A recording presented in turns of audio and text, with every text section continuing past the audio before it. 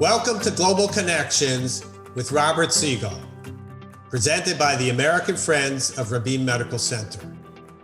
Our monthly Leaders Forum addresses vital issues facing society, the economy, real estate, medicine, technology, and science.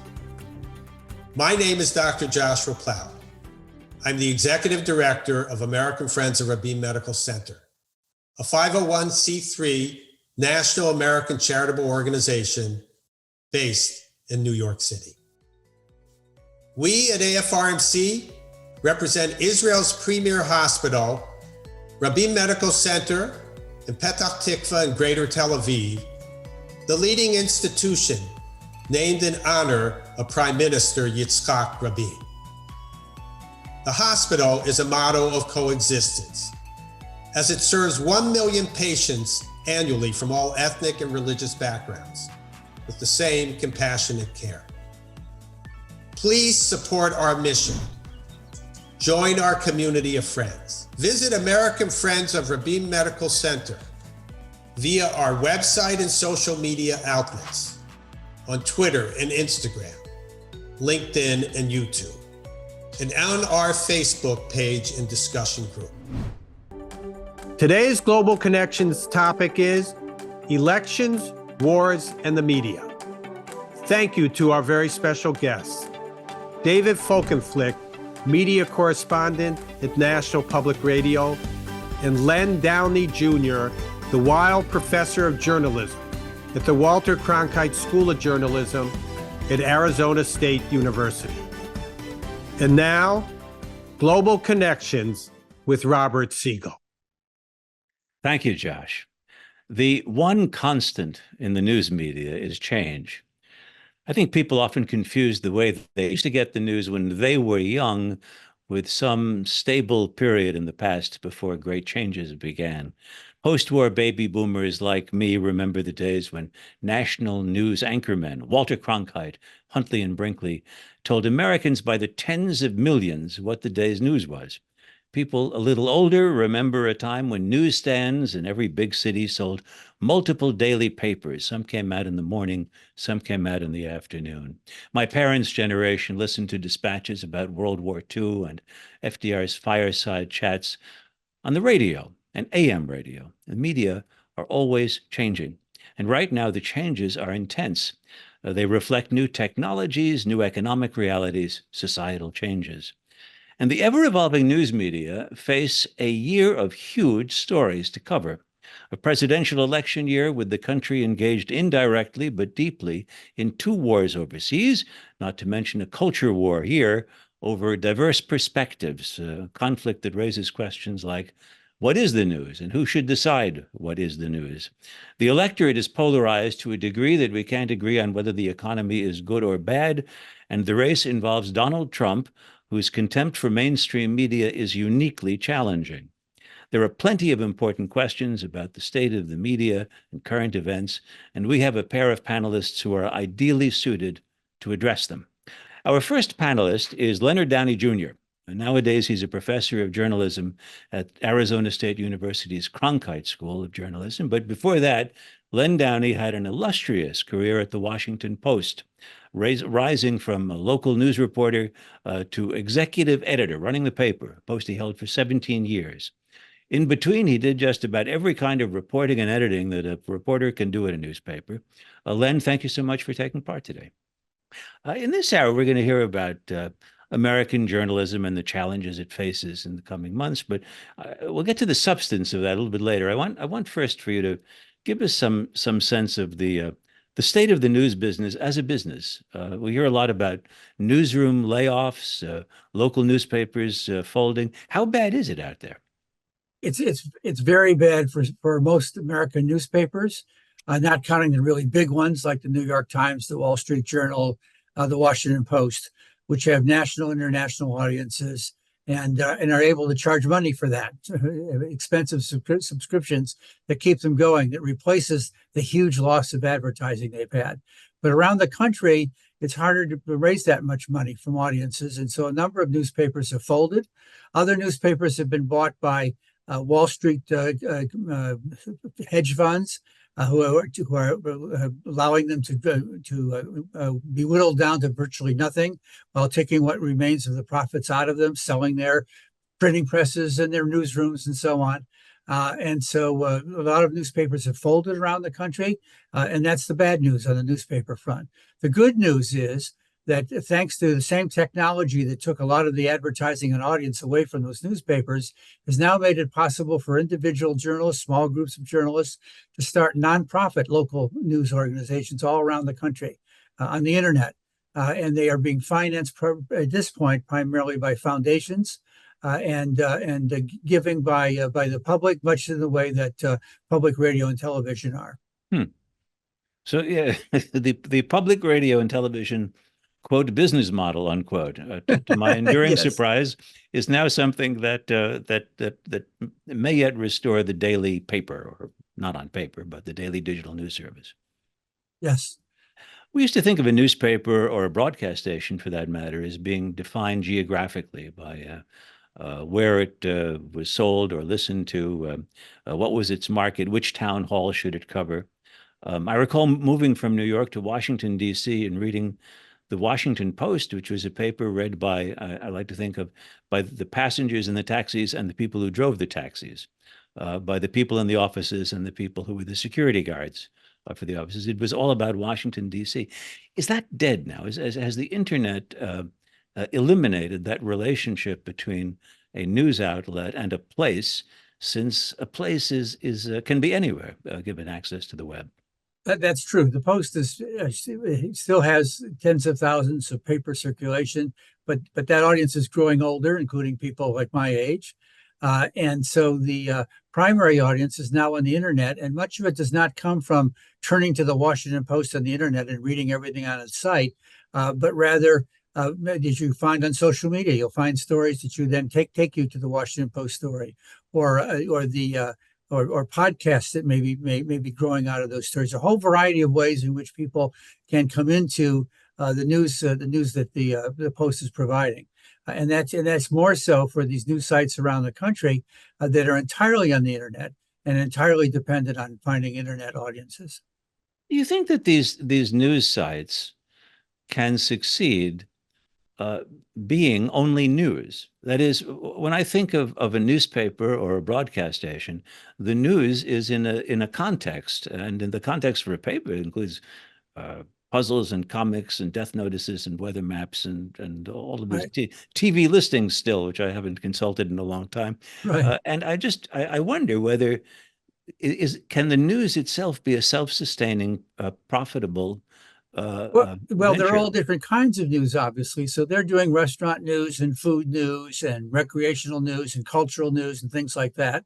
And they establish a relationship with their audience. So their audience are the people that are most interested in the news. And the people who aren't so interested in the news are not part of their audience. And this is something that they need to manage. How big can their audience be for the people that really depend on that local news, want that local news, and yet at the same time is large enough to sustain them financially through giving and through the foundation, through the support of foundations, by hosting local events that people pay to go to. A number of number of sites around the country are doing that. There are a variety of ways in which they try to raise money. And so now there's something called Press Forward, which is a group of large national foundations led by the Knight Foundation that have promised to raise at least $500 million to contribute to these organizations around the country, and not just to help them, hire staff and that sort of thing, but also how to build new kinds of business models, things that right now I'm not even sure what they're going to be. And I study this right now as an academic.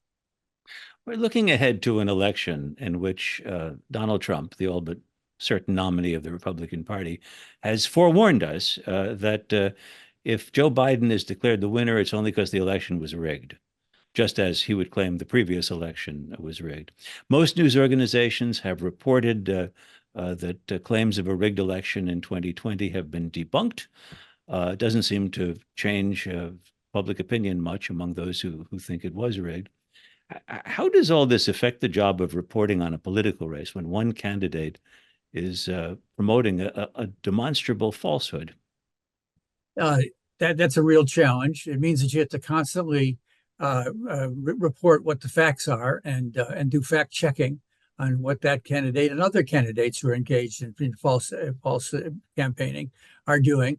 And it means, I think, that the media needs to reduce their horse race coverage. It just was another New York Times poll that made big headlines in the contested states. And it's way too early for that. And it's a volatile situation. The former president is on trial. The current president clearly is just beginning national campaigning. And then you've got these third-party candidates, Robert Kennedy Jr. We shouldn't be covering polls. We shouldn't be covering the horse race. We should be covering what the candidates are actually saying and doing, and then testing to the extent to which it's accurate. I mean, with Robert Kennedy Jr.'s entrance to the race, Donald Trump is not the only person who racks up a lot of falsehoods. Is RFK Jr. in a league with He's not in a league with him yet, but he's certainly there. Some of his primary issues are misstated.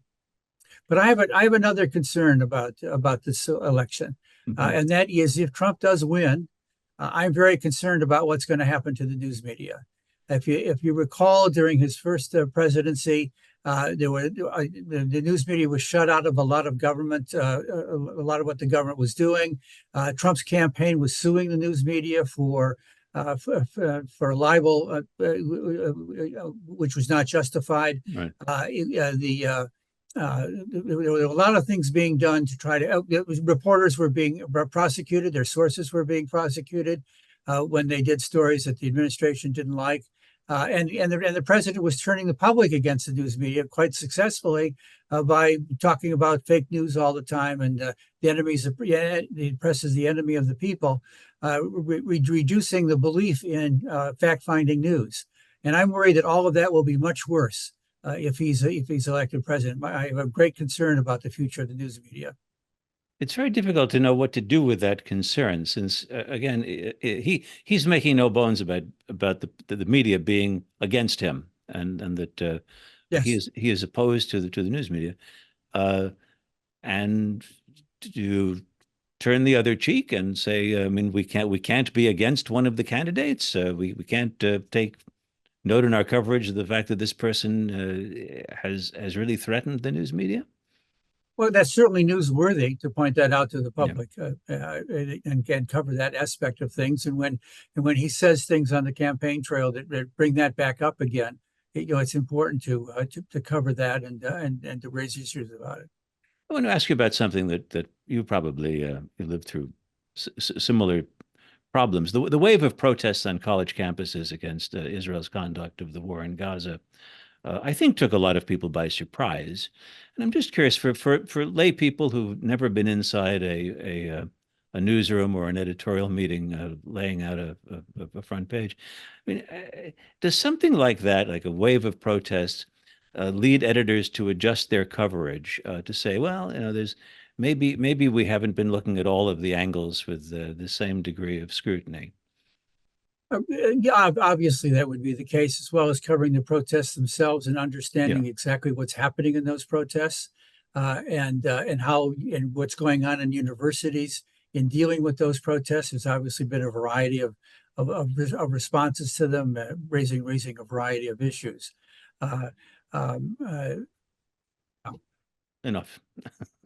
Listen, Len, I want to thank you for being with us, and stick around because in a few minutes we'll have our discussion session. And our second panelist is David Folkenflik, who covers the media for NPR. Before he became NPR's media correspondent 20 years ago, he spent more than a decade at the Baltimore Sun. He also wrote the book Murdoch's World, The Last of the Old Media Empires. It's about Rupert Murdoch, whose empire includes Fox News, the Wall Street Journal, and the New York Post. David, good to see you. Robert, it's a pleasure to join you and see your face again. I wonder if you share Len Downie's appraisal of what's the good news and the bad news about the news business. Well, look, there's a lot to be bullish on, and there's a lot to be really concerned about right now. And far be it for me to disagree with Len Downie. I think that the greatest issue is one he's spent a lot of time thinking hard about, and I've been spending a lot of time trying to cover both in the past and even now as we speak. And that's in some ways, the collapse of accountability journalism at the local level, which isn't to say that good people aren't working their tails off trying to provide it, but they're often doing it despite rather than because of the strategies and efforts of the people at the top of their ownership structures. There's been incredible consolidation, as Len is focused on, in certain kinds of corporate ownership that has, I think, really been the detriment to the kinds of people showing up at city council meetings and poring over regulatory records and holding corporate actors and, for that matter, labor organizations and sports teams and other major players in our lives to account. I'll give you one small example. I did a story recently with a colleague from a great little not-for-profit called Floodlight that focuses on questions about climate change and we did a story from the port city of Richmond, California, a bit north of Oakland on the East Bay in Northern California, a city of over 110,000. Back in the day, a city that would have sustained its own newspaper, but of course, as is common all across the country, it lost its paper some time ago, was folded into the paper in Berkeley, and then that paper went downhill. Well, a new news outlet was created to help fill the gaps about a decade ago. It's called the Richmond Standard.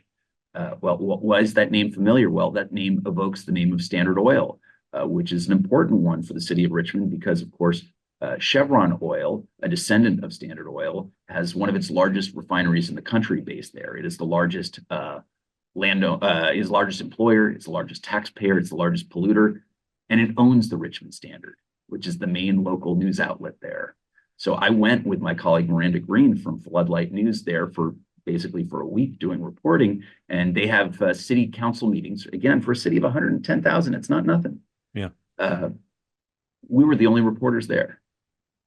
It tells you something about the state of local news that there was no reporters there, certainly from the Chevron-owned Richmond Standard, but folks from other outlets weren't there. Now, KQED does some great work on Chevron, and occasionally the San Francisco Chronicle or big local TV stations will, when the flares and pollution gets big enough, they'll pay attention. But who's doing the warp and woof of life in that city? Well, so that's one of the big things to me. Also, the question, another question I'll highlight, that's an old school question, a new school question, something like AI, which is also something that people at the Washington Post, Len's old outfit at the Arizona Journalism School, at which he has worked for so many years as well. They're focused on this as well. But AI has the ability to help us think more sophisticatedly about things by simplifying, by pulling resources from around the world. It's not squaring or cubing. It's to many magnitudes stronger than just what a simple web search would have done a couple of years ago. But it also has the ability to essentially ravage the economic model of journalism, even further than it's already been torn apart by the combination of their avaricious owners and by what social media platforms and Google searches have done. Right now, AI is built to deliver information. It's not always clear how authenticated it is, and it's often not clear where it's come from. And I think that's going to be really one of the questions where the rubber meets the road for the intent of ChatGPT and OpenAI and the folks at Microsoft who have their own versions of this. How willing are they to acknowledge the sources of this, to give us both the transparency of understanding where information came from and also perhaps the compensation for those doing the work? It's expensive work to do original reporting. We need to be able to sustain it. So the question of financial sustainability and viability, I think, undergirds so many of the questions of the sustenance of what we do right now. I suppose in the matter of the decline of accountability reporting, there could be a monument to the George Santos story as an example of what happens when a suburb, a county of over 1 million. In a congressional district, completely misses a made-up character who runs for office and is not.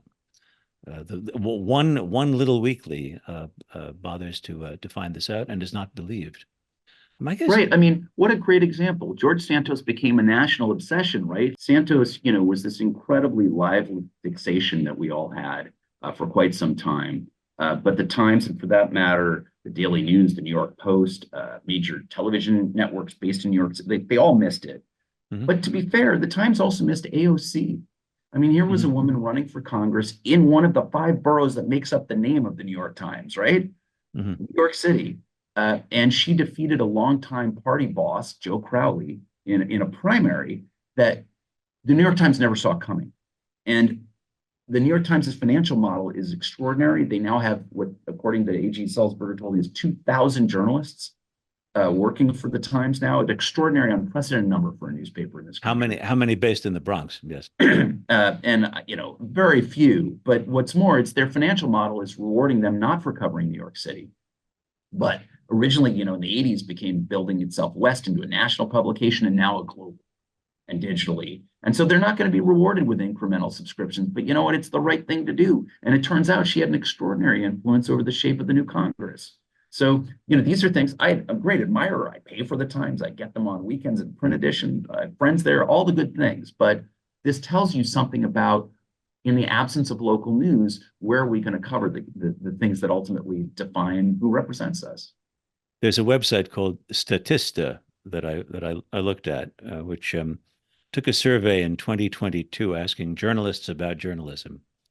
And the great majority used negative words to describe the state of the industry. Very few faulted the media for inaccuracies or for partisanship. But what 42% of the people said was some variety of struggling or chaos to describe the state of the news industry. Do those words ring true to you? It's funny. We obviously here at your old shop, a place I've worked at now for a few seasons or two, we've certainly found ourselves in the face of a real controversy in recent weeks, launched but not limited to one of our own. A year ago, the company laid off 10%. You could argue we should, and we've been part of the various, cultural battles over how to think about the credibility and the place of the media in larger society. By and large, I think that NPR has a bunch of dedicated journalists who try to do their job the best they can, sometimes better than others. By and large, I think NPR is trying really hard in each of the people I work with to fulfill its mission.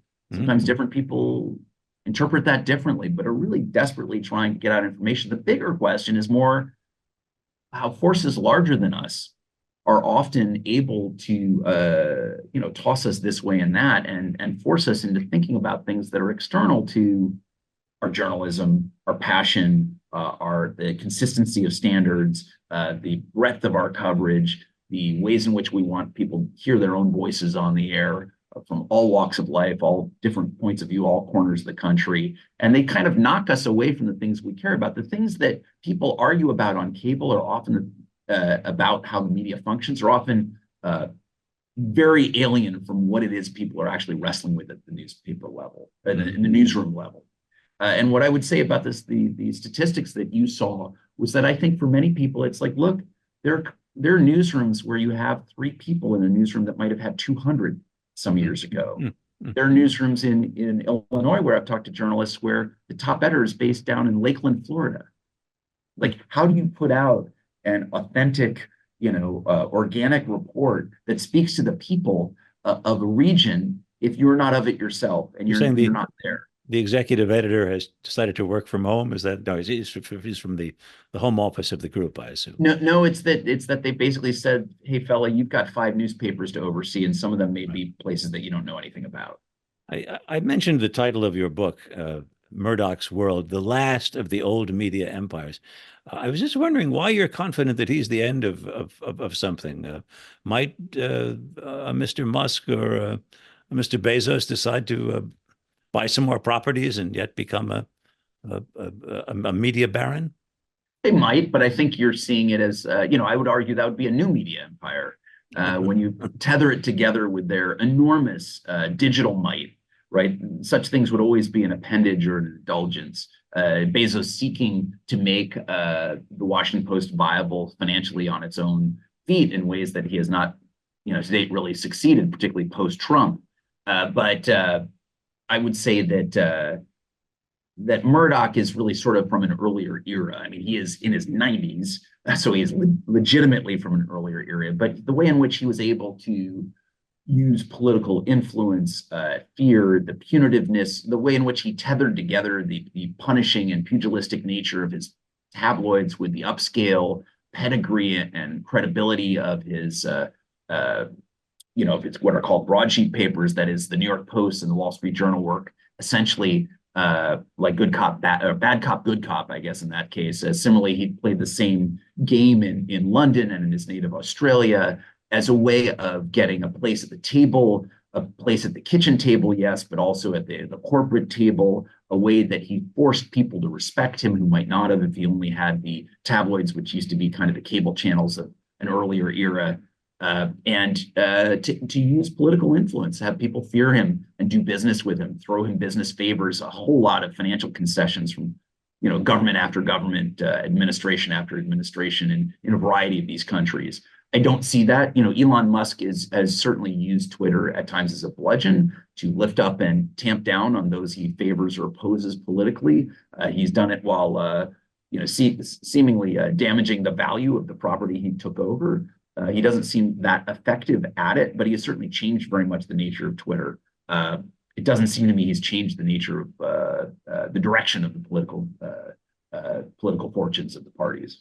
David, one more question before Len Downie rejoins us, and that is, I want you to describe how you see the challenge that Donald Trump poses to journalists and their attempts to cover the politics of the country and the election campaign this year. So, Donald Trump metaphorically sucks the oxygen out of any room he enters. And that's, whether it's the ballroom at Mar-a-Lago if somebody else is being married, a banquet for charity, which no doubt he has to be held accountable just to send the money to, if he's promised it, or a political debate room. There's going to be no figure on the scene currently who's more compelling than he is as both a negative or positive force, both attracting or repelling people. He nonetheless draws their attention. And the question is his manifestations of his personality, not his actions, but his reactions, newsworthy in and of themselves? Mm-hmm. Do we need to cover everything he says? Do we need to cover him live simply because we can? I use we in sort of the broad sense. Mm-hmm. Do we need to take seriously what he says? We were admonished, you need to take him seriously, but not literally. Well, some of the stuff you had to take literally, because it turned out some of the stuff he tried to do in the first term that people said, oh, no, that's just a manifestation of him wanting to get control of the border. He's not actually going to put a ban on immigrants from a large number of Muslim majority countries or something similar. Well, he ended up doing a lot of stuff. Mm-hmm. And personally, I think it's worth, very closely monitoring what he has to say. I think that we have to cover very much what's happening in the court trials against him, which are unprecedented. But I also think we have a unique opportunity here that we haven't seen really since, call it the 1880s. You could argue since 1912. But since the 1880s, you have two presidents who have both served a single term in office squaring off against each other, which we haven't seen since Grover Cleveland tried to retake the White House and succeeded in non-consecutive terms, right? And so we can look at what these two guys has. You don't have to treat Trump as simply the guy seeking to unseat an incumbent. Joe Biden's an incumbent. He gets to be judged by his record and his presentation of what he would like to do in a second term. But so does Donald Trump. Both of them have records. How have they done on immigration? What was their approach to the Fed? How well have they done in terms of the integrity or corruption of their comparative administrations? How were they as environmental stewards? How are they as stewards of the cultivation of business and innovation? They have real records to look at. And I think that when you look at somebody saying, well, here's the challenger, Donald Trump is a president, a former president. It's got to be very clear, but a president nonetheless who has a record of 4 years. He should be held accountable for those 4 years, as well as his legal things. So I'm much less interested in the atmospherics than I was before we know it. I do think that if people are going to cover Joe Biden's age, which is a legitimate topic of inquiry, they should cover Donald Trump's competence and demeanor as well. But I think that allowing him to go on for minutes and minutes and hours at a time to dominate the airwaves because he's willing to talk in front of a microphone, I think that NPR and news editors at networks and newspapers get to be the stewards of their own broadcasts and publishing platforms. They're not simply a bulletin board or a megaphone for whomever wants to commandeer it with the loudest voice. David Folkenflik of NPR, thank you for being with us, and Len Downie, formerly of the Washington Post, now of Arizona State University. I want you to rejoin us. First of all, Len, I'm just curious, were there things that David Folkenflik said that you'd like to comment on, or that struck you? I thought the last thing he said about how the media ought to be covering this race is really important.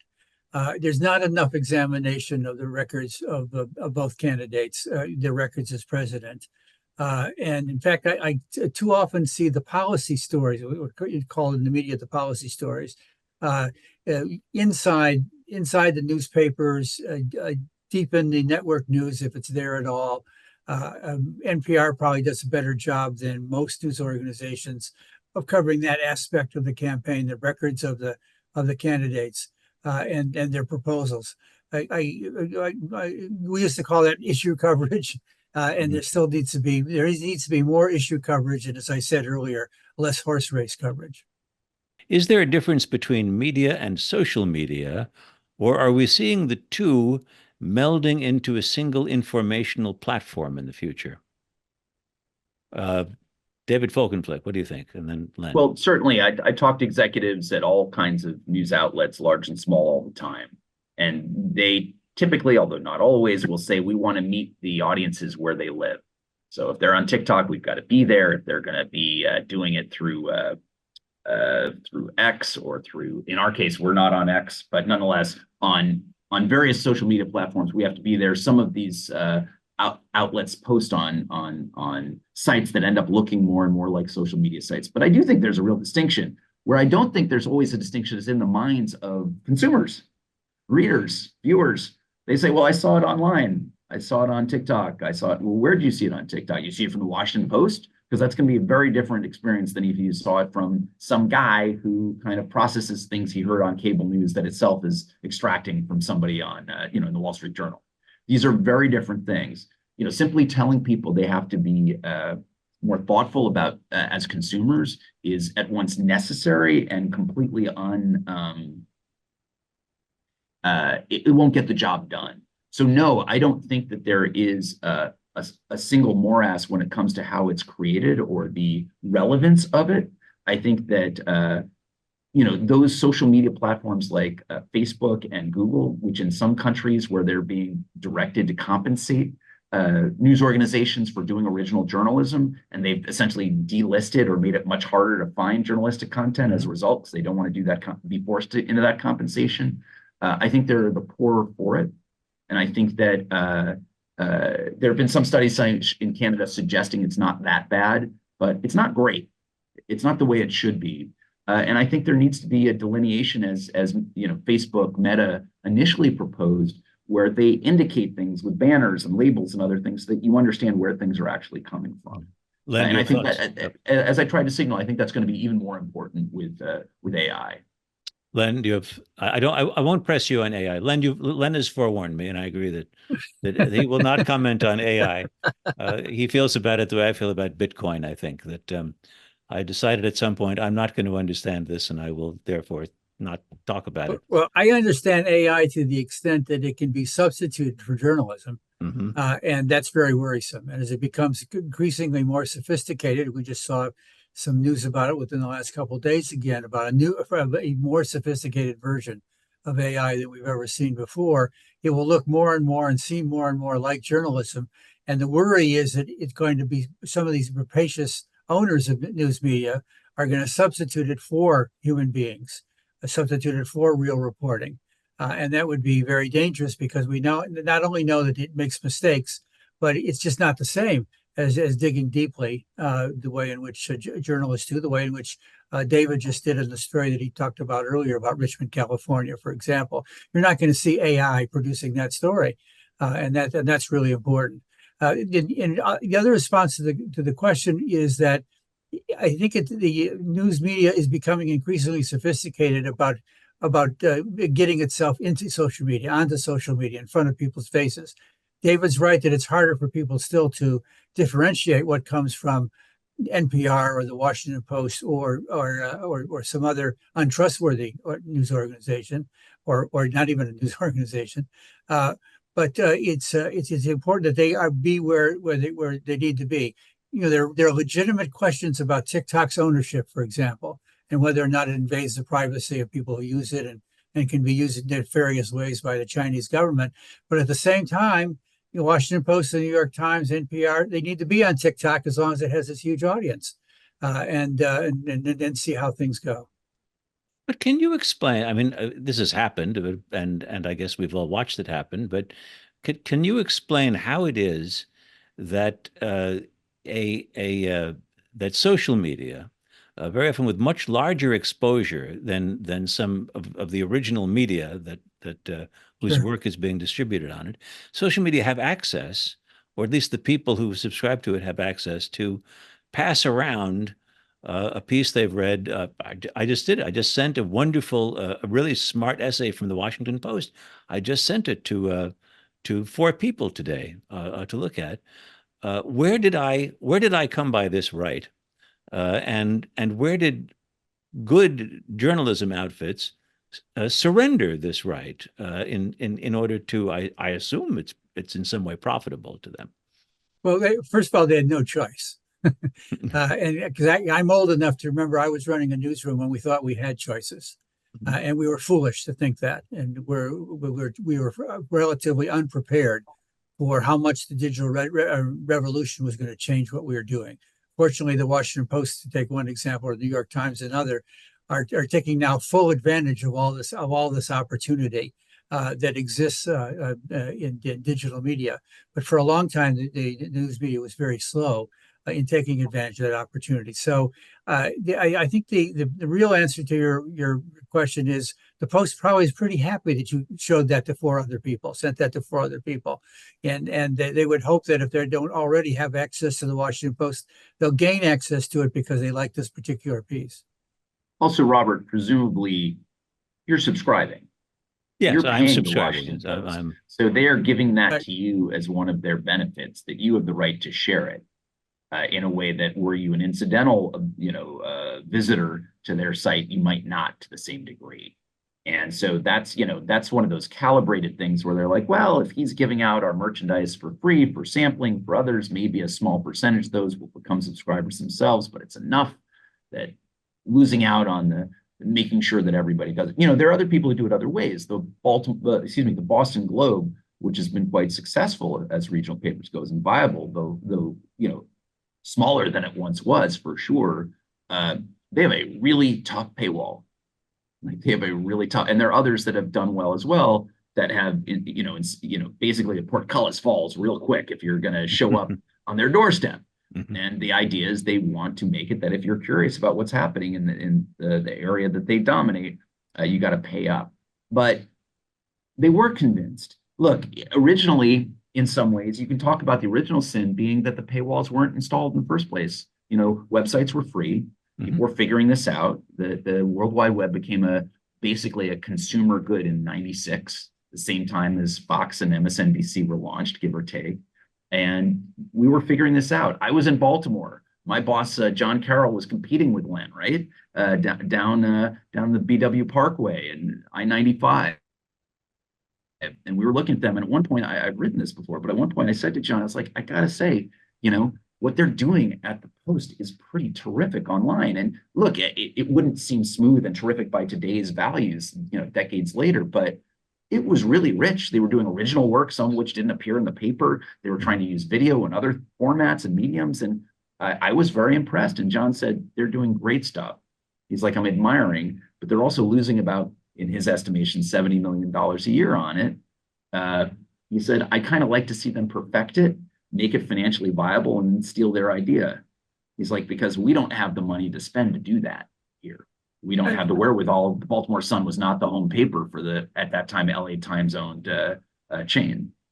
And Robert, I would add that the Washington Post is happy that you sent that on to 4 other people, because there's a huge board, huge electronic board in the relatively new Post newsroom that counts what's happening to all of its journalism, and it counts page views. And those are 4 additional page views for what you sent out.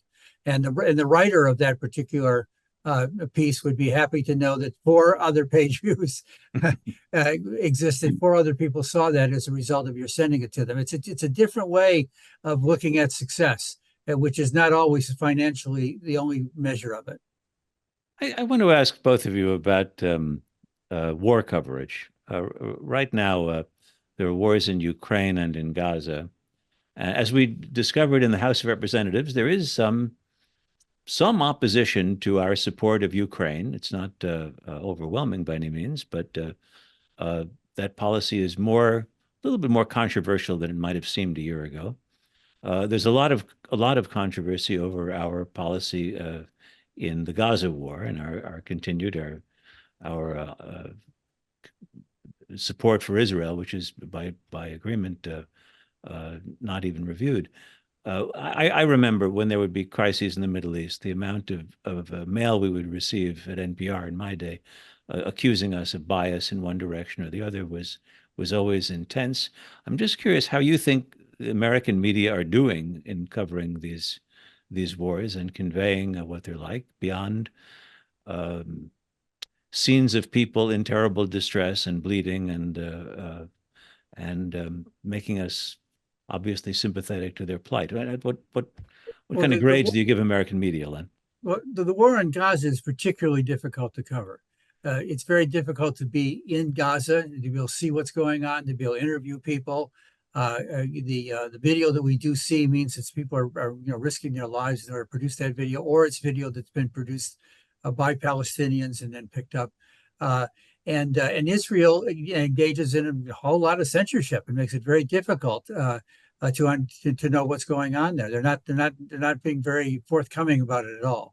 Given that degree of difficulty, I think the coverage by the major American news media that are covering the war at all it has been very good. At the same time, I'm aware of a lot of criticism from people on both sides. And you're right that that's typical of coverage of wars of this kind, in which there are legitimate issues on both sides, and no sense of what the resolution might be. But I do think the media is doing the best it can under extremely difficult circumstances. In addition to the fact that a lot of journalists have already lost their lives there. Yes, David, thoughts on that? Yeah, I think that, I approach this with some humility. I'm not a war correspondent myself. I've certainly reported about coverage of a number of major conflicts and wars over the years. There are times there are the choices made and the choices not made, understandably. My colleague, Juana Summers, I think just spent a few weeks back, maybe a month so back, but a week highlighting stories from, I think, Congo, where I think, there's been basically 1 million people killed in the conflict there and very little coverage of that.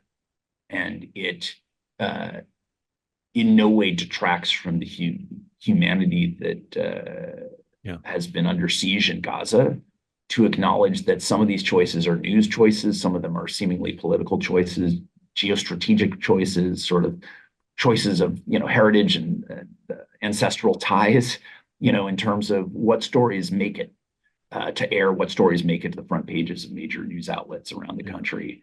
Certainly there have been misfires journalistically, stories where allegations by folks on the Israeli side, allegations on folks on the Palestinian side have not been borne out by additional reporting. It does seem, sadly, that a lot of the worst accusations are ultimately borne out one way or another, but that's different than with the kinds of precision and factual basis that journalism requires. We're not simply in the truth business, we're also in the fact business. It's a difficult thing to calibrate, often done wrong. There's no way to get it exactly right. And what I would say is that it has to be assessed in the mosaic, that each story is kind of a tile, and that you have to take it in the aggregate, even as each story has to be nailed down and fair and contextualize itself. you can't simply judge a news outlet by what it's done on any day, because you're likely, as likely as not, to be put off by something you're presented with.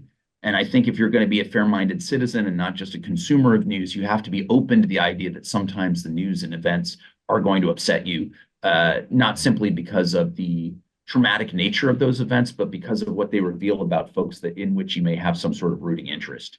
And that's a fascinating thing, as well as a painful thing. It's a fascinating thing to watch. You've seen it play out not only outside newsrooms, but at times inside newsrooms.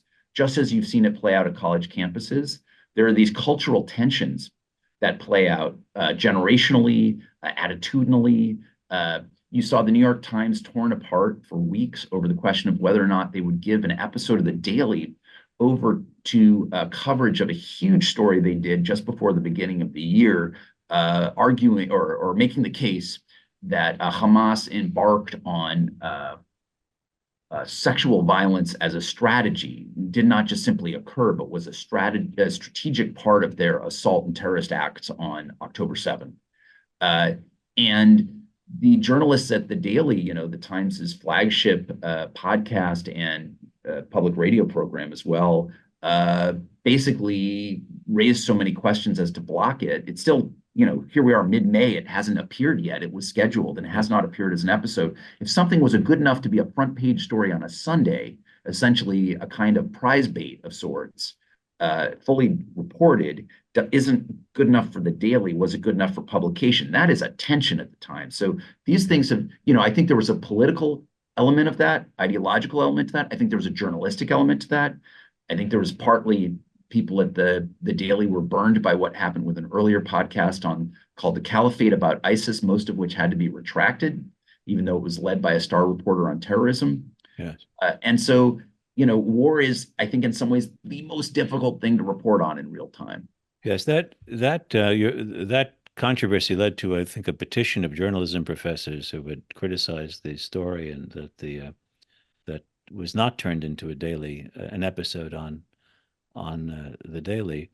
Robert, I should add about the coverage that, in contrast to the early coverage of Vietnam, for instance, before accountability coverage finally took hold and actually influenced public attitudes towards the war, that right from the beginning of this, news media have done, I think, a very good job of trying to when things occur and there are explanations from one side or the other for what happened, to begin the investigative reporting to find out what really happened, and even if it sometimes does call into question that news organization's original reporting, nevertheless is being pursued, and trying to get as close to the truth as possible.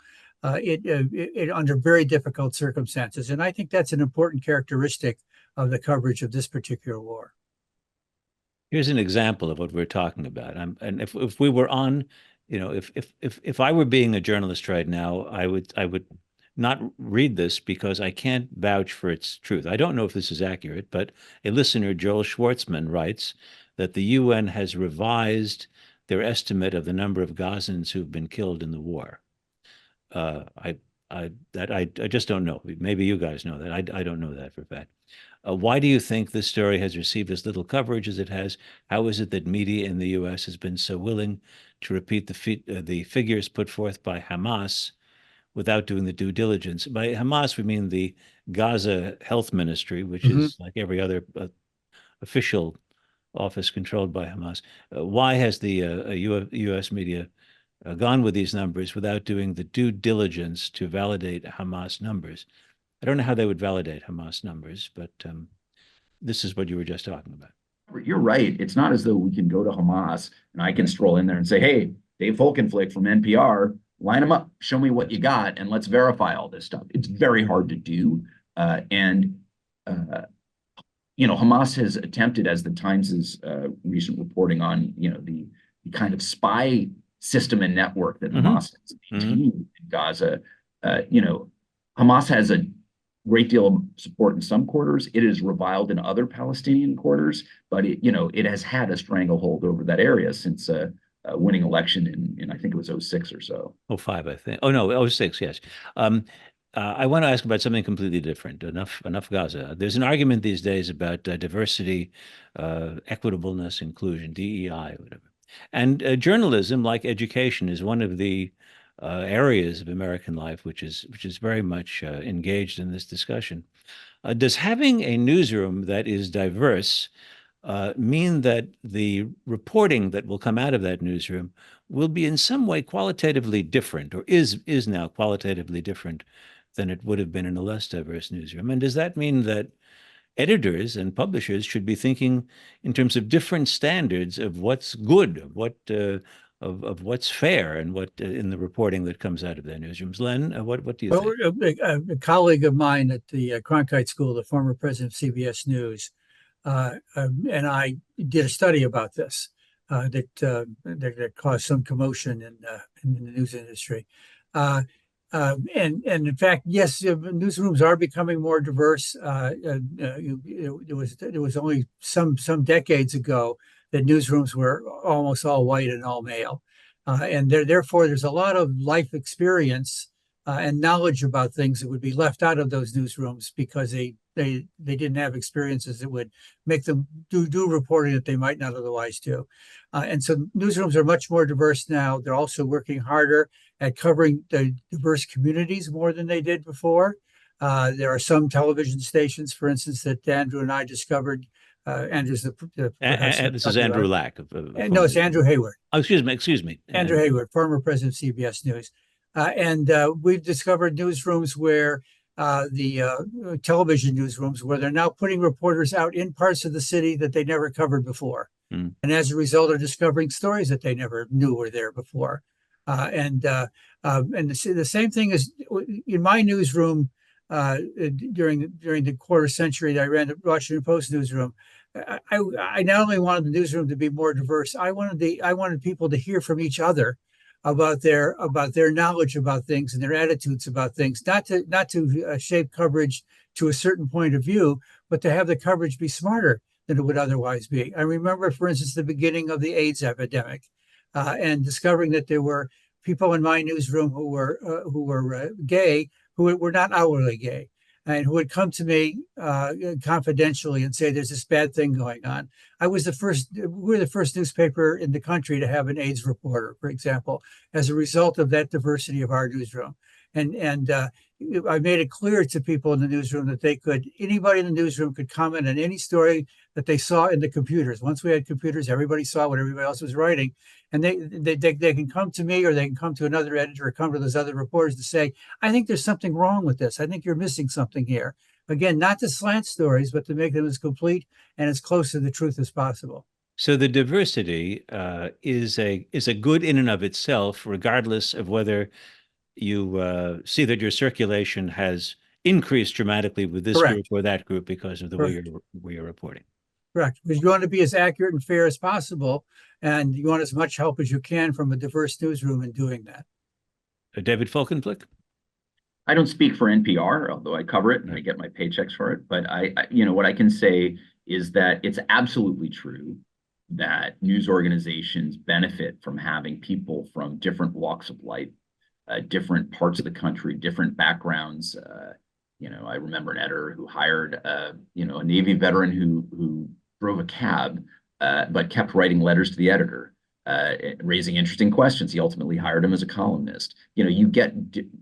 I think it's important to have different walk that includes, different places on the ideological spectrum. Not that you can always screen for that, but I do think that the kinds of ways in which people have, in recent decades defined diversity, the questions of ethnicity, race, heritage, how long they've been in the country, language spoken at home, faith, things like that. Those are very valuable, and you miss stories. I wrote a story in Denver about a powerhouse local station that's really terrific, local TV station, that laid off 3 Latinas, prominent on-air journalists in sort of the same brief amount of time, and it caused kind of a spasm at the station. One of the things that interested me was that a young reporter was one of the 3 women. I believe she's one parent Ecuadorian, the other Mexican.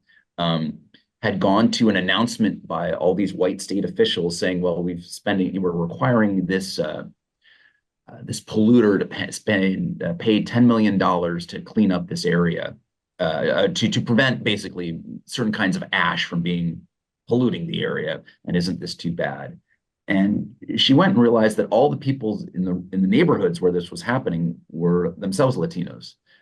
Many of them not, essentially manual workers or not particularly affluent neighborhoods. She's like, if these were white neighborhoods, the fact that this coal ash was falling on their lawns, landing in their backyards, their little swimming pools they might have outside, that would be front page news, and that would be top of the newscast stories. This would be a disaster. But because these folks don't speak English that well, because they're not highly represented in our news cycles, we should do stories about this. And she felt this message she got was, you can try to do some reporting on that on your own time, maybe for our Spanish language sister station. I will say it's interesting. Right now, she is one of the hosts of NPR's Code Switch. She joined NPR later on after leaving the station. I'm not a person who made hiring things, but I thought that was a fascinating progress where, it turned out NPR's bosses wanted her insight and input into what kinds of stories are told and how they're told. That's not to put aside the critique that has come from the outside, that we need to reflect all of America. And that includes, people who come from, white Protestant backgrounds too. But there's a lot of life that is lived in America is changing, and we need to reflect that, not simply as a strategy. It hasn't worked enormously well as an effort for us to recruit new audiences, but I've got to say our workforce definitely looks different than when you started out here. I will say this, Len takes me back a little to the days when I was running NPR News for a few years, and it was during the early phases of the AIDS epidemic.